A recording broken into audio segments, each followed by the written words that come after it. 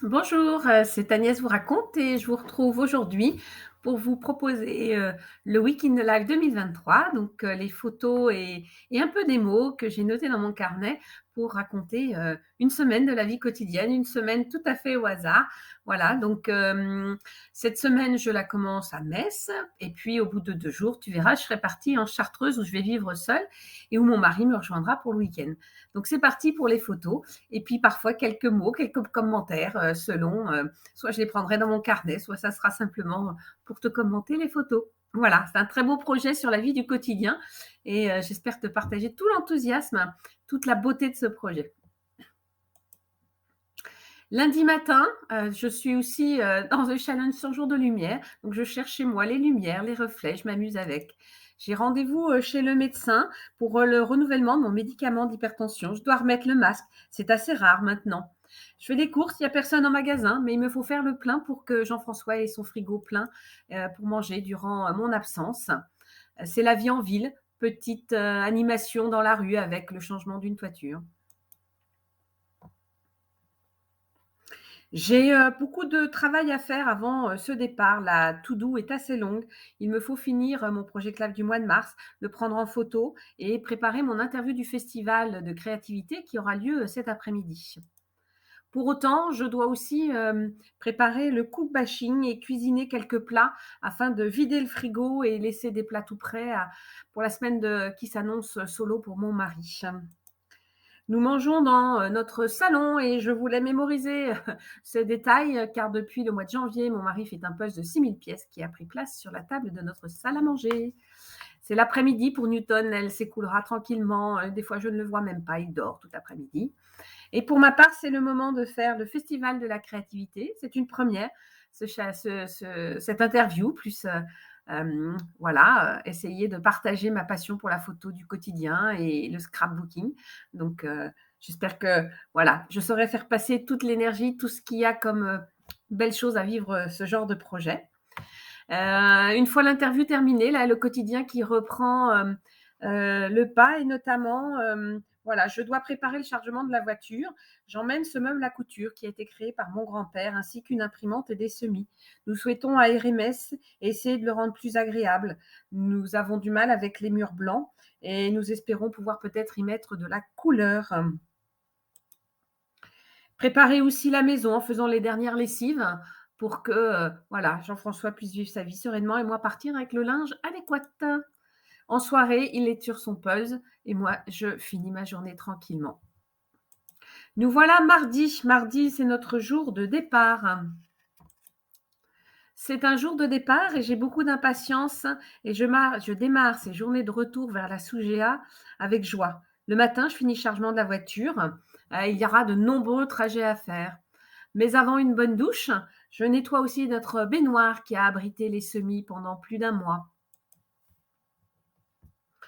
Je souhaitais faire des photos qui vont me servir pour faire le parallèle entre mes deux lieux de vie, donc Newton le matin, là où il mange, et moi à mon bureau le matin, et retrouver le pendant à la Sougéa à suivre. C'est aussi le retour des légumes de saison. Les couleurs font enfin leur apparition après l'hiver. Et c'est avec joie que je fais ce premier plat qui sent bien l'été pour que mon mari ait quelques légumes à manger durant mon absence. Et c'est parti pour les 3 étages à descendre et à monter afin de faire le chargement de la voiture. À 13h, je prends le volant, je pars avec Newton. C'est la traversée d'une partie de la France. Je retrouve le jaune des champs de colza ainsi que leur odeur. Mon cœur exulte au fur et à mesure que les montagnes se dessinent dans le lointain. Je chante J'arrive, j'arrive. Elles se font de plus en plus proches. Il fait 17 degrés en arrivant. Le printemps explose. Je n'ai pas envie de rentrer aussitôt dans la maison. Je regarde, je profite. Tout est si beau. Il y a la nature qui explose, Newton qui redécouvre son univers. Je suis émerveillée. Je suis chez moi. Et nous voilà mercredi. Il a fait 4 degrés ce matin et le pare-brise est givré.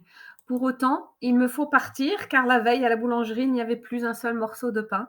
Donc, aussitôt levé, aussitôt habillé pour partir faire quelques courses. Je ressens toute l'énergie de la journée, du lieu, du moment. La journée doit être ensoleillée et c'est parti pour les premiers autoportraits dans le reflet de la porte d'entrée. Pour les premières aussi photos des pommiers qui commencent à fleurir. Alors la journée, j'ai beaucoup de choses à faire. Alors au petit déjeuner, je note dans mon bullet journal les différentes choses. Acheter du pain, mettre ma batterie d'appareil photo à charger, faire le tri des photos de la carte SD de la veille, ranger la maison, finir le ménage, acheter de quoi manger, au moins pour le soir. Ça ne m'empêche pas d'aller regarder le jeu des ombres et des lumières en cette matinée à la Sougéa. C'est une journée solo, mais comme j'aime avec ce beau temps. À midi, c'est le temps de faire du repas avec ce qu'il y a en réserve dans la maison, spaghetti carbonara, un temps de travail à l'ordinateur malgré tout.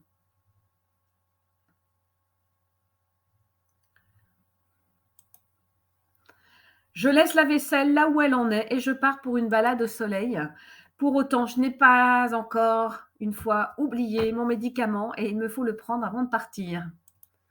Me voilà partie à pied de la maison. C'est une chance, je la mesure et je souhaite profiter de cette journée de soleil, car a priori, il n'y en aura que 2, hein, le mardi et le mercredi et le jeudi. Donc, c'est le moment d'aller dehors et de ne pas trop rester à l'intérieur. J'ai la chance d'avoir sur ma commune une église dont les vitraux sont dessinés par Arcabas et je profite d'un moment pour aller justement admirer le jeu du soleil et des lumières et pouvoir aussi peut-être voilà, partager un temps avec dans l'église, un temps de foi tranquille, solo, comme je peux l'aimer. Et la balade continue de m'émerveiller du printemps, de la montagne, de ce ciel bleu et d'être en pleine nature, en pleine campagne dans ce parc préservé. Au retour, pour profiter du soleil, je fais un spa rapide avant de continuer ma journée, car être solo, c'est faire toutes les tâches de la maison. La maison est encore froide et donc je fais bien sûr le ramassage du bois pour pouvoir allumer un bon feu dans la cheminée et réchauffer la maison. Mais c'est aussi des bonnes choses. Un petit apéro ne ferait pas de mal. Donc un petit verre de vin à profiter devant la cheminée. Et je passe la soirée seule avec La Servante écarlate, série que nous avons regardée avec ma fille durant l'été et dont je découvre la dernière saison.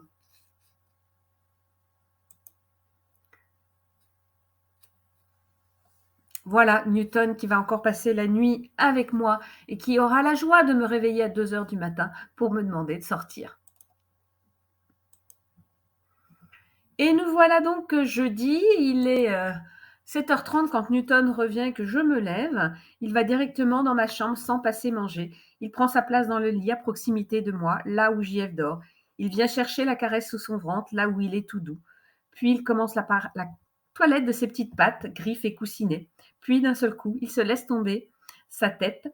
La toilette est finie. Il s'endort. Pour ma part, le mal de dos s'est réveillé et je ne sais pas encore que vais-je faire, ce que je vais pouvoir faire de ma journée. J'ai bien envie de profiter de la balade, mais la douleur est bien présente. Et ce n'est pas le fait de me lever pour aller à la douche qui va changer les choses. Pour autant, je choisis d'aller au marché comme prévu et j'ai la chance d'aller sous ce beau soleil au marché de Saint-Laurent-du-Pont. J'y retrouve le camion de mon fromager, la ferme de Plantimet. Il est tout nouveau, tout neuf. Donc, je voulais faire honneur à cette production tout à fait locale et dont les produits sont fort appréciés à la maison. Au retour, je croise donc, voilà, j'ai la chance de faire cette image tout à fait significative de la vie que nous avons choisie à la campagne, à la montagne, dans cette ruralité qui nous est chère. Voilà, au marché, j'ai trouvé des fraises, des asperges. Je prends un peu au hasard le reste des légumes. Je n'ai pas fait de menu, ma douleur m'occupe l'esprit, ainsi que la poursuite de ce Week in a Life. Newton passe la journée tranquillement assis pendant que moi je décide de partir. Il est 11 heures. Ce ne sera pas la cochette qui me demande trop d'efforts. Je vais choisir une autre balade. Ce sera juste celle au-dessus du col de Cluse. Envie d'être au cœur du massif, de voir la neige, de voir le Mont Blanc.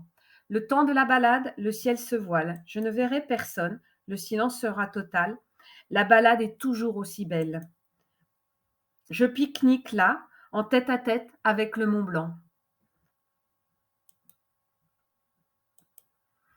Au retour, je reprends les tâches quotidiennes et celles nouvelles à faire, comme arroser les arbres fruitiers qui semblent avoir du mal à supporter les 2 jours de forte chaleur.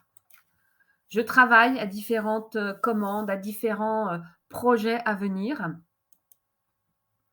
Et puis le quotidien qui est toujours présent avec notamment le linge à faire sécher dehors, mais ça, c'est une activité que j'aime tout particulièrement.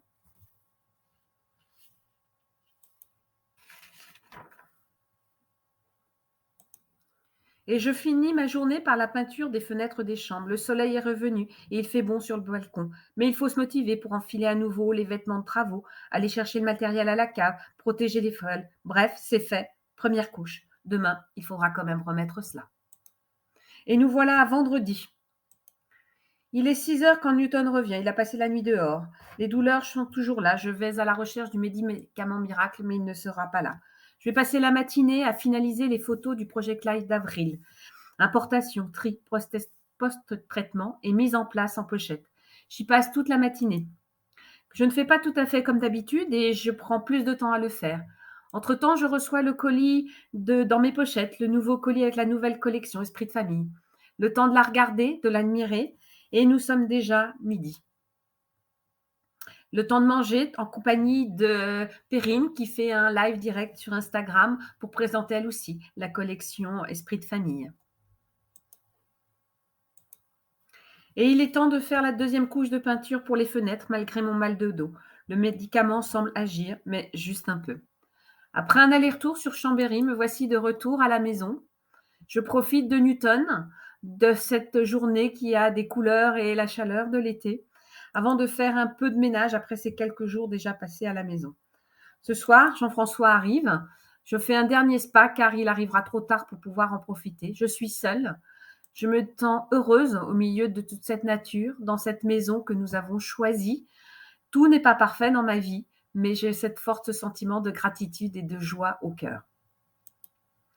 Avant son retour, je travaille un dernier moment à l'ordinateur, à créer les différentes choses qui viendront sans doute dans ma communication des prochaines journées. Et puis il est là, nous passons un moment bien sûr à échanger.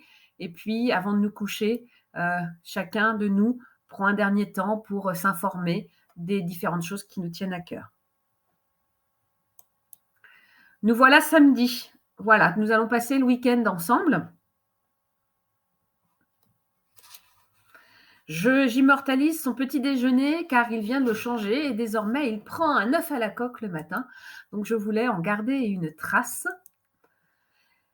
Le temps a changé, il fait gris et il pleut par intermittence comme c'était annoncé. Le réveil a été matinal.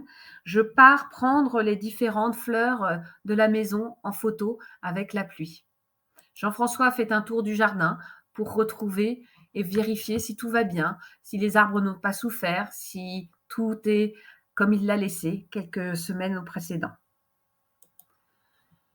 Nous vaquons à nos tâches quotidiennes. Moi, avec la machine à laver, lui fait le tour des semis pour préparer les récoltes de l'été. Nous notons la liste des choses qu'il va nous falloir acheter pour compléter. Une tenue de jardinage, des gants, de la paille, des poivrons en semis, des tomates, des patates douces, de la capucine, quelques vivaces.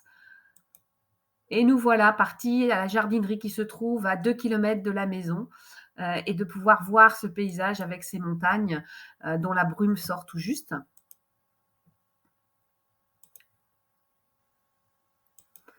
Aussitôt rentré de la jardinerie, Jean-François s'active pour pouvoir démarrer la plantation et prendre soin de notre potager et des plantes de la maison.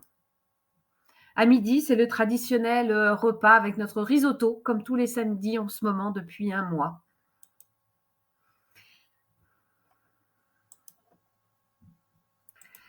Nous allons démarrer après le repas chacun notre journée télévisuelle d'une certaine manière. Pour Jean-François, ce sont les sports avec le rugby féminin, hommes, puis du volley et du foot. Pour ma part, je vais plutôt, me consacrer à un film que j'ai vu il y a très longtemps, Forrest Gump, sur Netflix.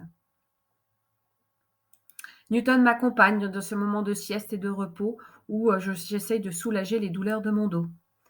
Puis revient le temps de, mettre en terre les patates, celles que nous avons achetées, celles qui ont germé à la maison. Jean-François qui œuvre et moi qui décide de profiter d'un trait de lumière pour photographier quelques plantes au jardin. Il est temps aussi d'aller prendre, chercher les médicaments à la pharmacie pour faire à nouveau le plein de mon traitement habituel. Le linge ne peut pas sécher dehors, il trouve sa place dans l'appentis. Le soir, nous nous régalons des belles faisselles de chèvre, justement de la fromagerie, avant de finir la soirée, chacun de notre côté, lui devant un film et moi à finir la fin de Forrest Gump. Et dimanche est notre dernière journée, une journée où la pluie aura été fortement présente, mais où nous avons pu le matin nous consacrer malgré tout à nos plantations.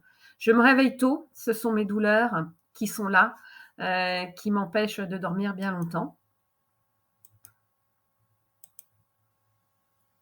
Un petit coucou de Newton qui est tout étonné de ne pas nous trouver au lit au moment où lui est rentré à la maison.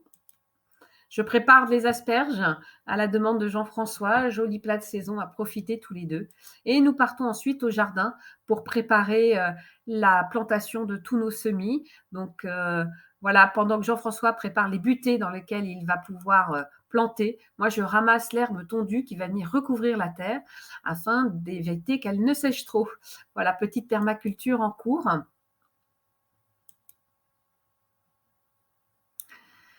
On a peur pour le mildiou, mais on espère que voilà, on va pouvoir avoir de belles récoltes tout au long de notre été.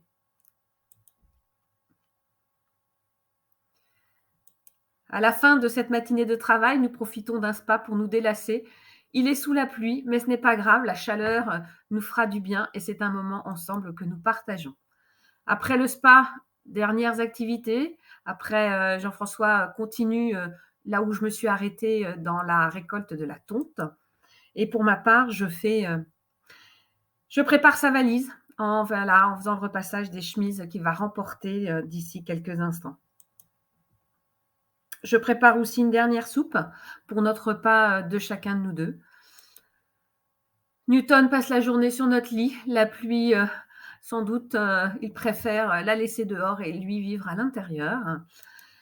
Je passe une partie de l'après-midi à l'intérieur, à mon bureau, à réfléchir à comment mener la vie de mon entreprise, où le grand flou est actuellement à l'ordre du jour, on va dire. Et pour finir, avec mon mari, nous voulions faire quelques photos pour immortaliser ce beau printemps, les belles couleurs, et puis notre vie à deux, pour terminer ce Week-end Life. Voilà, ce projet est un projet du quotidien pour lequel j'ai eu beaucoup de joie. D'ici quelques temps, tu auras la chance sans doute de découvrir l'album en scrap. Donc à bientôt et bon scrap à toi d'ici là.